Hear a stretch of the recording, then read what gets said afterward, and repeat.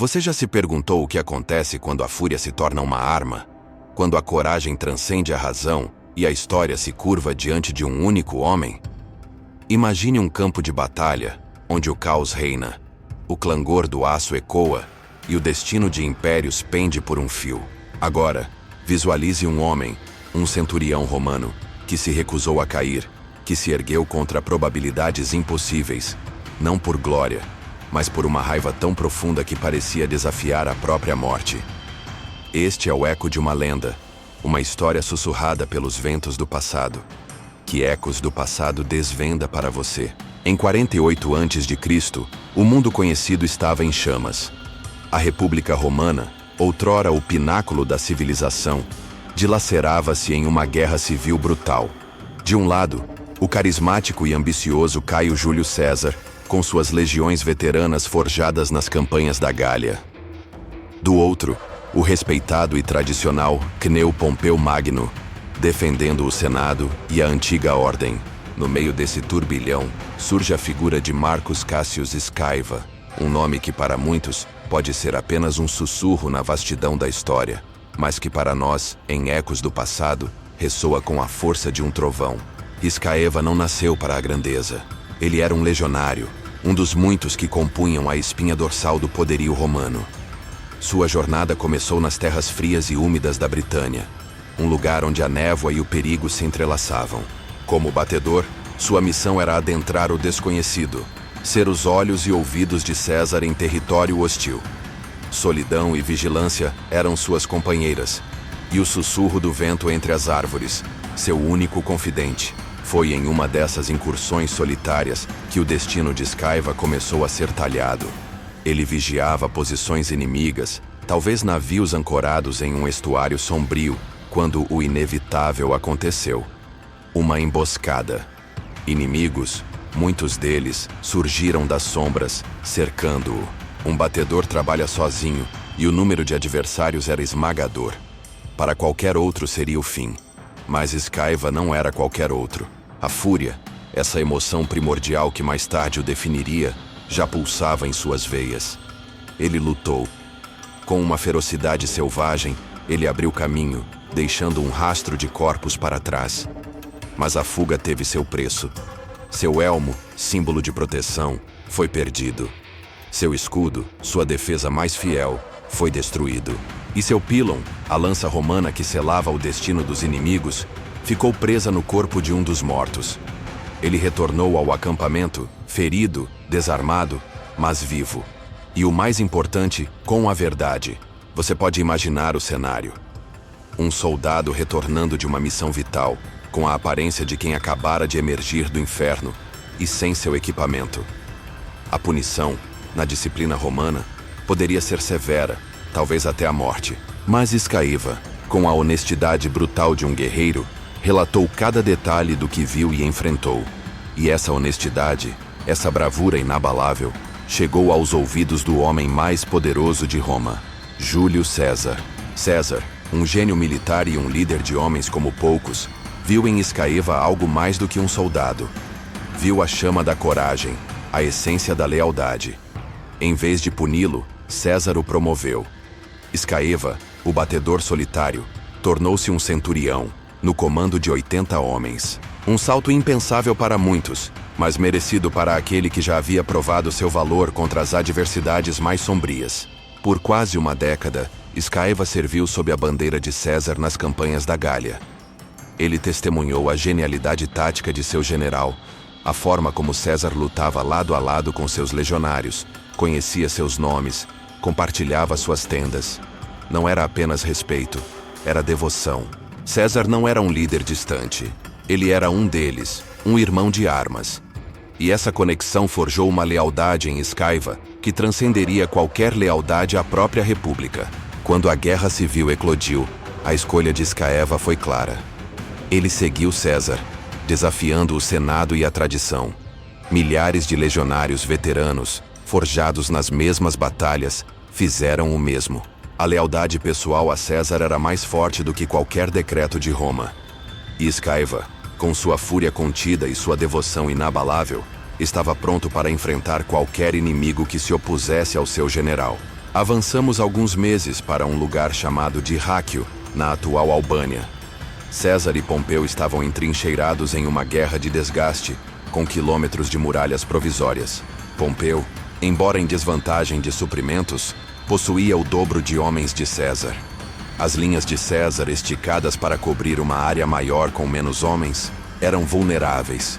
E Pompeu sabia disso. A traição de 2 comandantes da cavalaria auxiliar gaulesa revelou a Pompeu as posições mal guarnecidas de César. Era a chance que ele esperava para quebrar o bloqueio. O dia era 10 de julho de 48 a.C. Pompeu lançou seu ataque com metade de suas forças. 30.000 homens, 6 legiões inteiras. Um número esmagador, muito maior do que as forças de César naquele setor. Pompeu escolheu um trecho relativamente pequeno da muralha para concentrar seus esforços, buscando romper as linhas de César. Mas, em uma das posições atacadas, estava um certo centurião, um soldado tão brutal, tão imbuído de uma fúria indomável, que naquele dia gravaria seu nome não apenas na história, mas na própria alma de Roma. Esse centurião era Escaiva. Escaiva comandava 80 legionários, ao lado de outros 5 centuriões. Juntos, eles formavam uma coorte, cerca de 480 homens. Das paliçadas do forte, os corações dos legionários hesitaram. Você pode imaginar o terror. Uma legião inteira de Pompeu, mais de 5.000 soldados avançando contra eles. A diferença era absurda. 10 para 1. Uma proporção que faria qualquer um tremer. Os legionários de César estavam acostumados a lutar em menor número. Na Gália, haviam vencido centenas de milhares de gauleses com uma fração de seu exército. Mas agora, o inimigo era diferente. Eram romanos, com o mesmo treinamento, o mesmo equipamento. Não eram bárbaros, mas legiões com experiência, embora não batizadas no mesmo fogo que as veteranas tropas de César. A batalha começou. Aproximar-se dos muros era difícil para os atacantes, mas eles compensavam com uma chuva constante de flechas, forçando os defensores a se protegerem. Conforme os legionários de Pompeu escalavam os muros, as saraivadas paravam para não atingirem seus próprios homens. E então, o embate direto. O som do aço contra o aço, os gritos de guerra, o cheiro de sangue e suor. O inferno se abria diante de Escaiva e seus homens. Em desvantagem numérica esmagadora, cada homem que Escaiva perdia era um amigo, um irmão de anos de batalha. A dor da perda se misturava à fúria crescente. Entre um movimento de seu gládio e outro, Escaiva, com uma astúcia brutal, pegou uma tocha e transformou um inimigo em uma figura flamejante, um motoqueiro fantasma em meio ao caos. Pouco depois, esmagou o crânio de outro com uma enorme rocha. Um ato de selvageria que ecoava sua determinação. Em uma breve pausa, o horror da situação se revelou. Todos os demais centuriões de sua coorte estavam mortos ou feridos demais para liderar. As defesas estavam prestes a ceder. O desespero se instalava. Mas Escaiva, você percebe, não conhecia o desespero. Ele conhecia apenas a fúria. E essa fúria o impulsionou a assumir o comando, gritando para seus soldados: agarrem seu destino e enfrentem o espectro da morte com determinação inabalável. E mais do que palavras, ele mostrou como se fazia. Com seu escudo crivado de flechas, parecendo um porco-espinho de guerra, e seu gládio em mãos, ele fez o impensável. Pulou da muralha, direto para a frente inimiga. Um ato de loucura, de suicídio, para qualquer um que não fosse Escaiva. Ele abriu caminho, com a força bruta de um touro e a precisão de um carrasco. Seus homens, atônitos e inspirados por seu líder enlouquecido, pularam atrás dele. A fúria de um homem se tornou a fúria de uma coorte. Escaiva matou tantos soldados que sua espada perdeu o fio. Você consegue imaginar a intensidade de um combate que cega uma lâmina? Mas ele não parou. Embaçou a espada, pegou sua faca e continuou trucidando qualquer um que aparecesse à sua frente. Era uma máquina de guerra, movida a ódio e adrenalina. O campo de batalha se tornou seu domínio, e os inimigos, meros obstáculos. Enquanto ele enfrentava os inimigos, uma dor absurda percorreu seu braço. Ele olhou para o lado e viu uma lança atravessada em seu ombro. A dor o distraiu por um instante, e logo depois, a lâmina de um gládio o atingiu na coxa, causando um corte profundo na perna. Qualquer outro homem teria caído, mas Skaeva rugiu. Um rugido de ódio, de desafio, e continuou lutando. Seu escudo agora tinha mais de 120 flechas cravadas. Era um testemunho silencioso da intensidade do combate, da quantidade de projéteis que ele havia suportado. Outros teriam sucumbido aos ferimentos, à perda de sangue, à dor excruciante. Mas a adrenalina de Skaeva era tanta que a dor parecia não afetá-lo. Ele era a personificação da resiliência, da vontade de sobreviver, da fúria que se recusava a ser domada. Mas, mesmo para Skaeva, o inevitável se aproximava. O avanço insano do centurião foi finalmente interrompido. Uma flecha certeira, vinda das linhas de Pompeu, atingiu o bravo guerreiro na cabeça. Você pode sentir o choque, a queda momentânea de um gigante. Skaeva cambaleou para trás.